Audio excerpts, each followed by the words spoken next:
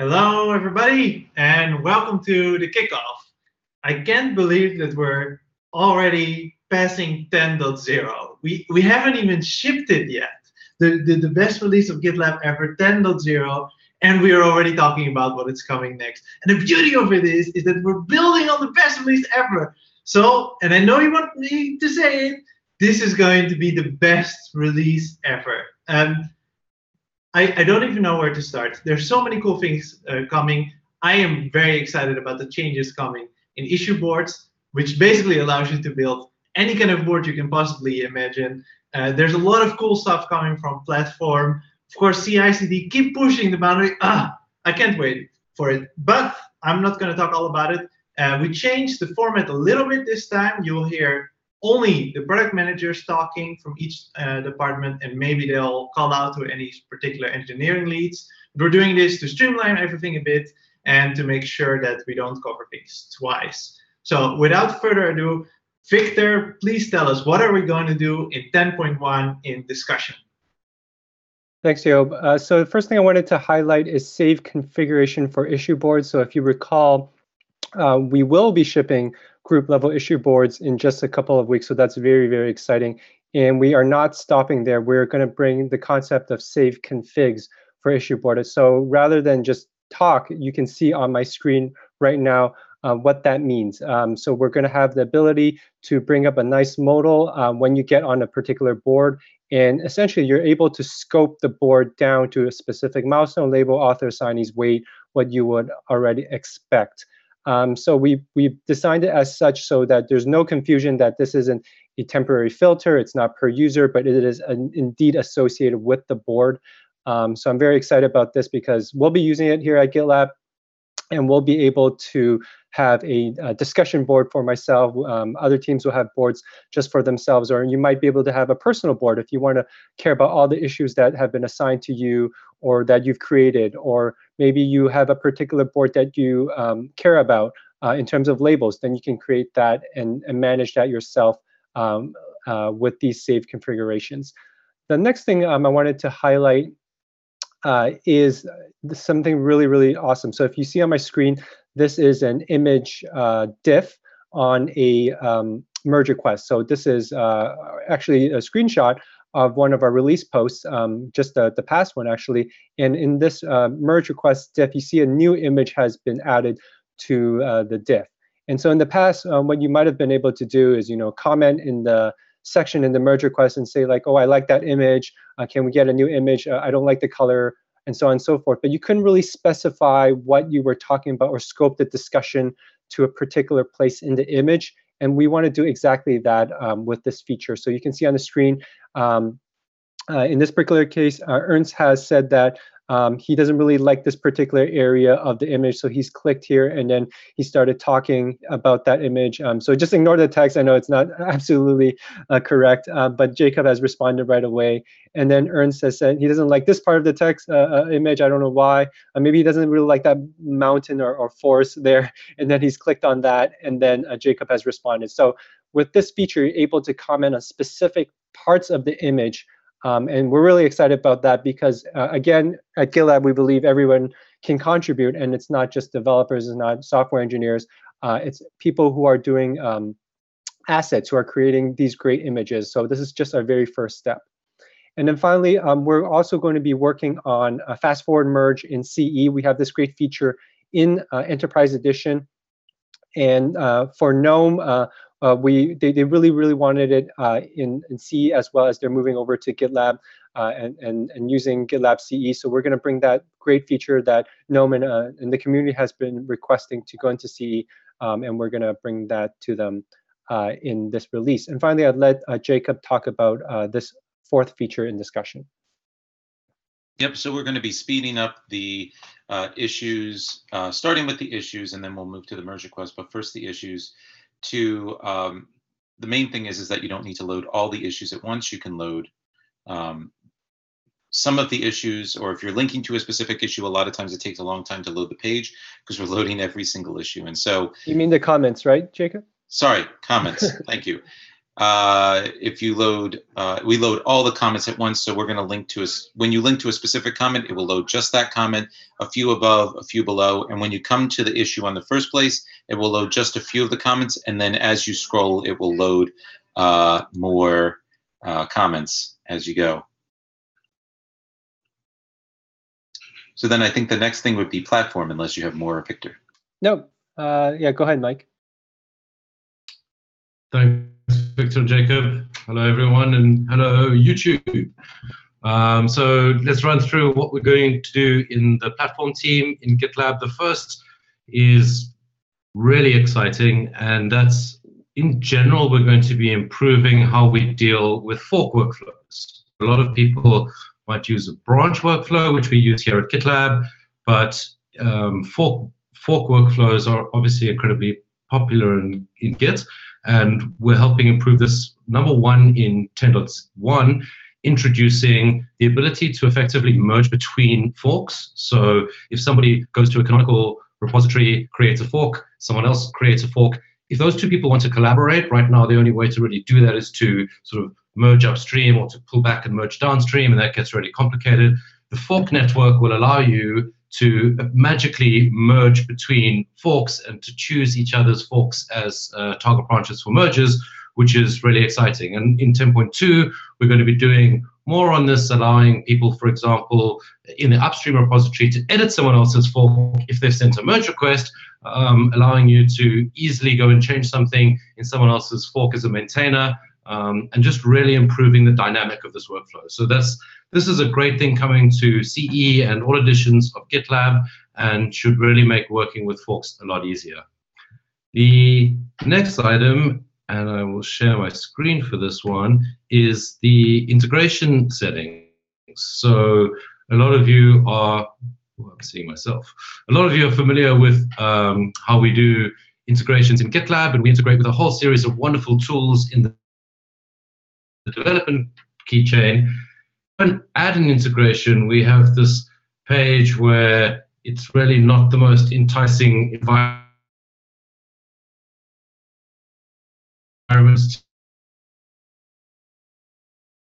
to connect something to GitLab and 10.1. This page will look amazing with all of the sort of logos of all the products that you use. You can easily enable them from here. You can add multiple configurations. So webhooks are effectively an integration with just different types of configurations. So we're just making it easier to configure and plug GitLab into other products that you may love and use in your daily development life.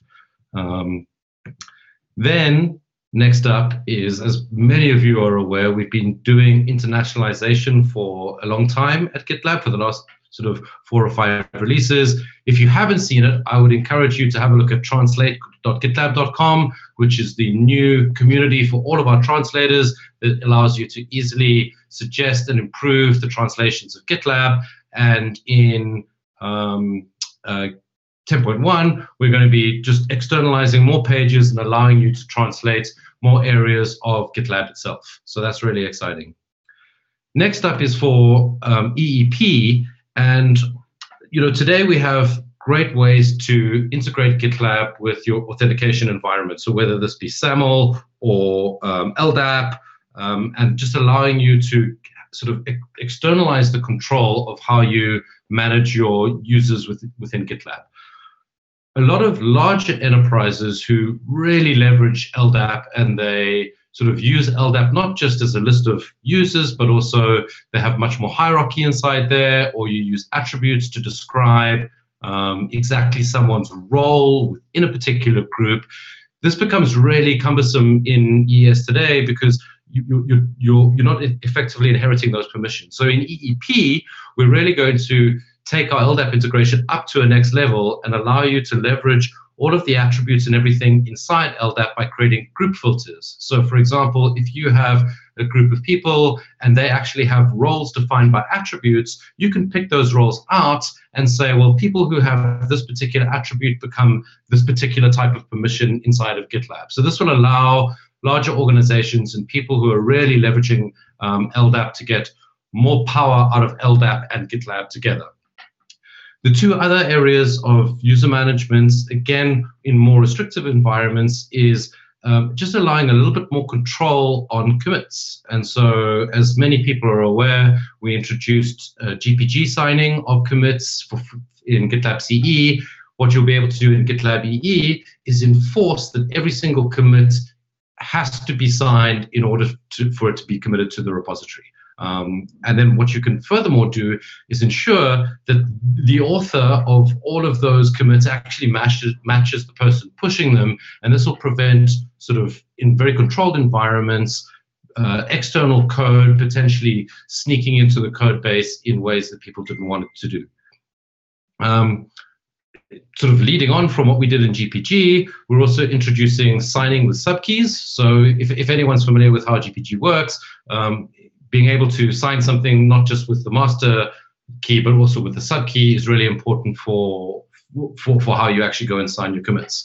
And then finally, and as ever, it's really important for us to continue improving the performance of GitLab.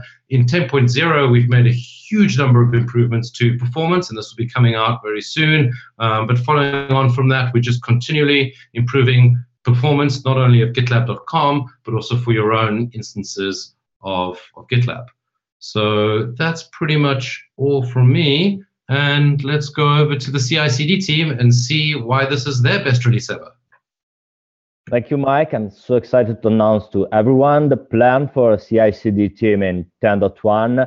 So after the very great job done to bring Auto DevOps live in 10.0, we decided to wait a little and waiting for feedbacks since it will be a beta version, and focus on other direction issues that are very, very important to us. So in 10.1, we will start a big process that is intended to bring Kubernetes and GKE integration into GitLab in the best way possible. Since some of the key features in GitLab regarding deploy review apps, for example, are tightly related to Kubernetes to be configured. And sometimes it's not so simple for users to have this environment ready. Maybe for big enterprises, so it is something that they already have, but we want to make it available to anyone. So we are going to implement some of the simple way to create Kubernetes clusters specifically for a project. So anyone that wants to try it is able to have a working environment that can be used for review apps, for deploying, for staging, for everything. So we are committing to this. This process will continue over the next releases, and so we have a roadmap for this integration that will continue in other iterations. Then the other direction issue we are focusing on is the online view of HTML artifacts. This is a very requested feature, since now we have the artifact browser that for security reasons is not able to show HTML inline. So if you have your jobs that create, for example, coverage report or something like that, you can find that files as artifacts, but you have to download them and then open them in your browser. That's not the best experience ever. So we want to improve it for all our users. And at this point, we will create a separate domain similar to what we have with GitLab Pages, and automatically you can see by artifact browser the content, the HTML content, in a secure way, so there is no security concerns anymore, and you can browse your coverage reports, you can browse your security audits, and whatever you run and create HTML reports directly from your browser without having the two steps that you need now.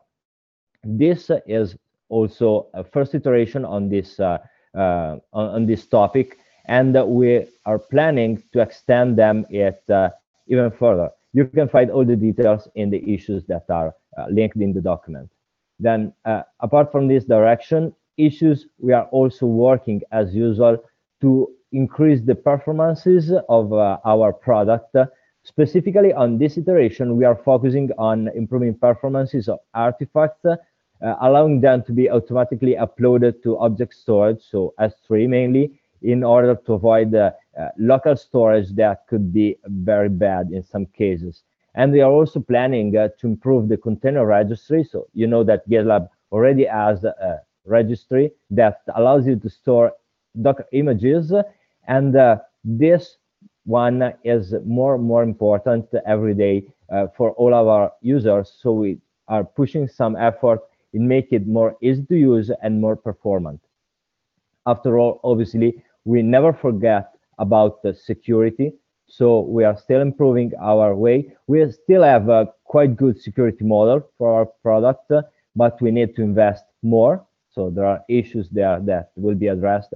And also we are trying to address the abuse things that may happen on the system and address that directly into the product. And that will be awesome in order to enforce security on GitLab.com, but also on premises.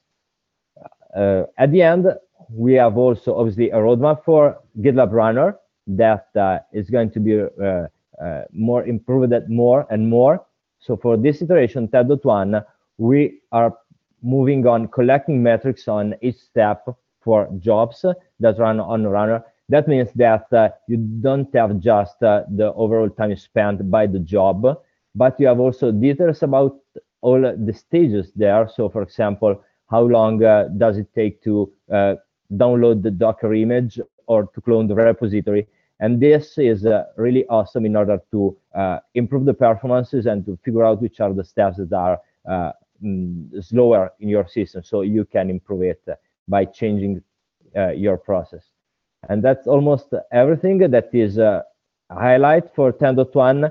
In the document, you can find a link near a CI/CD title to see all the issues that are actually scheduled for this release. And then I'm looking forward to seeing what's new for Prometheus. So, Joshua. Thanks, Fabio. That's awesome. I'm really excited what's coming in CI/CD, in particular metrics as well on each stage of the job. That's close to my heart. So excited for that. So let me quickly share my screen here so I can give you a preview of what is coming for comparing some of the performance metrics, and in particular, comparing the metrics of the canary track versus the stable track. So a lot of folks probably saw that this is on our previous kickoff as well. Unfortunately, we didn't quite get to this at that point in time. However, we did lay a great portion of the foundation in 10.0. So a sneak preview of a lot of what the new 10.0 charts will look like with additional colors, with additional series support. That's all in there. And so what's coming up here with 10.1 is the comparison of your stable track, which would be the current version running in production, against the canary track. And so this is building on top of a feature that was in CI/CD earlier in the 9.0 releases, or 9x releases, where you could actually deploy canary deploys to your Kubernetes-based applications. And now we're going to be able to read the metrics from them, as well as compare and contrast the performance of canary versus stable. So you'll be able to actually see, for example, whether performance utilization, CPU utilization, or memory utilization has gone up or down with that kind of new version you're testing the waters with on the canary side. So really excited about that. And again, also sneak preview of the 10.0 type graphs and charts you'll see that we laid the foundation for the past little bit of time we've been working on this for. So that's really exciting there. And on the same topic of the dashboards, the next major feature we're working on for 10.1 also is giving users the ability to specify their own metrics and queries. So right now we have a great dashboard of a lot of the load balancers and web servers, and we can use those to pick up response metrics, for example, like you see here around response time. We also support throughput and error rate as well. But a lot of customers, of course, are looking for perhaps picking up metrics that their application might export itself. And so they need a way to add their own sort of project-specific metrics. And so we'll be adding that in 10.1 as well as an EEP feature for folks to go in and be able to customize and add their own metrics that they want to be watching and to care about. So we're really excited about that there as well on the Prometheus side. Transitioning over to the build team, we have a lot of great things coming here as well. In particular, we're looking to improve the Omnibus GitLab chart, which is the best way to deploy GitLab on Kubernetes. We've got some great enhancements here so that we can get this generally available and remove the beta label here. A couple of them, as an example of what we're working on, is to add support for some additional configuration options, things like external database, Redis, custom SSL as well, if you don't want to use Let's Encrypt, as well as some additional documentation on how to potentially backup, as well as export and then potentially re-import the data that's stored on this deployment. We're then also looking to add support for 1.7x, which requires a little bit of work to make the storage and access modes configurable for the Helm chart. So that's the key work there to get that chart ready for general usage. We then have another really exciting feature here that's being added to our Omnibus package. We laid the foundation for this, a lot of it in 10.0, which you'll see here shortly. But this takes some of that kind of piping work and adds the ability to have Let's Encrypt configure and enable SSL automatically. So you simply add an HTTPS URL, and we'll go ahead and we will then request Let's Encrypt to add certificates for it, and we will get those configured and embedded into the product without you having to do any kind of manual work with certs or Nginx configurations or things like that. So really super simple way to get SSL turned on for your instance, provided, of course, that's publicly reachable, which is a requirement for Let's Encrypt. We're then also continuing to improve and work on our cloud native charts. These are the next generation Helm charts that we're working on. And the key difference here is that rather than based on the Omnibus Docker image, which is the all-in-one image that's, again, based on our Omnibus package, we're actually going through and making new containers and new charts for each individual part of GitLab. So this is super exciting and will allow for a more cloud-native deployment where you can horizontally scale individual components of GitLab more easily and also configure them as well. So very excited about that. And along the way, we're also making use of some of these for our production GitLab.com as well. The final big item here for the build team is to support multiple Redis instances. So right now we have one Redis instance that's used for all data that gets saved in Redis, and we're looking to improve that and break it up by persistence class, right? So you can then have a Redis instance for stuff that's really important, stuff that is not quite so important, and stuff that perhaps might not need to be persisted. And so this can help to reduce the boot times, for example, of bringing Redis back up, because not as much data will have to get persisted, reduce the storage on disk, and has a lot of other improvements there as well for performance. So excited about that, and of course, we're looking to bring that to GitLab.com here as well, and to realize those benefits. So that's it for the build team. Got a lot of great things here coming from them. And on the topic of sort of performance and new deployment methods, I want to pass it off, I think, to perhaps Nick or Stan for Geo here and talk about what's awesome and coming new for Geo. Great, thanks. I'll make this short and sweet. We're testing Geo at scale now. We have a GitLab.com testbed, which is essentially a mirror or a similar copy of what we have on GitLab.com with 1.5 million projects on it. And so we've already found a lot of issues when trying to use Geo with this scale. And so that's really our focus. A lot of issues there linked on that agenda point there. But quickly summarize, there's some issues with recovering from failed downloads. We've got increased parallelism when we have that many projects, and a lot of other database scalability questions that have come up as a result of testing this. So that's really Geo in a nutshell. I'll turn it back to Job to make any concluding remarks. Well, the concluding remarks will be that obviously this is going to be a really, really amazing release. Pretty sure it's going to be the best release ever. You have to be a little bit patient to try it out. This is only being released October 22nd. Until that time, GitLab 10 is coming out, 10.0.